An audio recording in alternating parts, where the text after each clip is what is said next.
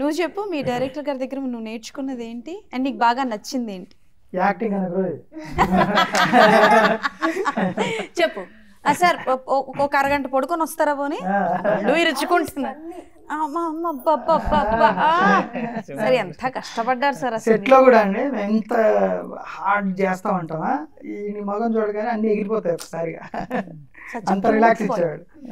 చెప్పు ఏం నేర్చుకున్నావు అండ్ ఆయనలో నచ్చే ఒక క్వాలిటీ డైరెక్టర్ గారు.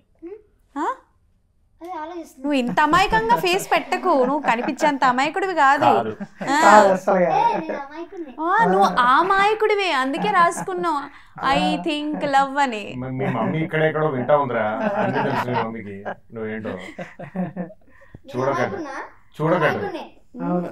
నేను అదే చెప్తున్నానులే కానీ ఫస్ట్ చెప్పు. చేసేద్దాం అంటే చేసేస్తారు. అంటే మొన్న ఇంటర్వ్యూ చేద్దాం రోహన్ అన్నారు, అంటే ఏమో తెలీదు వద్దంటారేమోలే అని మేము అనుకున్నాం. నెక్స్ట్ సార్ ఇంటర్వ్యూ ఉంది వచ్చేయాలి, రేపు 2 o'clock ఫిక్స్ వచ్చేయాలని చెప్పేసారు. అంతే. మళ్ళీ ఫోన్ చేసి టెన్షన్ కూడా ఉంది సార్, మేడం ఎక్కడ ఉన్నారు, మిమ్మల్ని ఇమిటేట్ చేస్తున్నాడు సార్. సరదాగా సెట్లో ఏదైనా సీన్ ఎక్స్ప్లెయిన్ చేసినప్పుడు, ఫర్ ఎగ్జాంపుల్ నువ్వు ఇప్పుడేమోంచి డైరెక్టర్ అనుకో, ఓకేనా? నువ్వు డైరెక్టర్ లాగా ఒక సీన్ని మధు గారికి ఎక్స్ప్లెయిన్ చేయాలి, చెయ్యి. స్క్రిప్ట్ ఇస్తారు అనుకున్నారు కదా సార్, అయిపోయింది కదా, షార్ట్కి వెళ్ళిపోతూ ఉండాలి. దాని తర్వాత షార్ట్ అయిపోయిన తర్వాత కట్ ఇంకోటి చేద్దాం. ఇది ఇచ్చాండాను మంది ఇప్పుడు, ఎందుకంటే కనపడ మొత్తం రాయలసీమ వైపు ఉంది కదా, ఇచ్చాండాను మీరు చెప్పండి.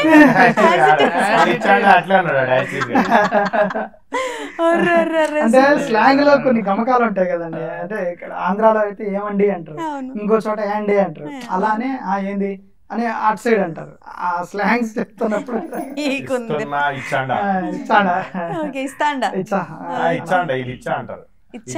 ఇస్తాండా అనేదాన్ని చాప్ ఎక్కువ. డైలాగ్స్ కూడా మీరే? లేదండి, సుదర్శన్ గారు. ఆయన అంటే slang at the same time back drop కానీ మేము తీసుకున్న లొకేషన్స్ కూడా మీకు చూస్తే క్లియర్ గా అర్థమవుతుందండి. బేసికల్ గా మనోడికి ప్రతి సినిమాలో ఒక చిన్న లవ్ స్టోరీ, లవ్ ట్రాక్ అన్నది నడుస్తూ ఉంటది. సో ఈ సినిమాలో కూడా ఉందా? ఉందండి, వినాయకుడితో లవ్ ఉంటది. వినాయకుడితోనా? అంటే కథే ఏంటంటే అసలు పద్మ అంటే ఏంటి, అసలు పద్మవ్యూహం అంటే ఏంటి అనే క్వశ్చన్ తో స్టార్ట్ అయింది ఈ క్యారెక్టర్ తో.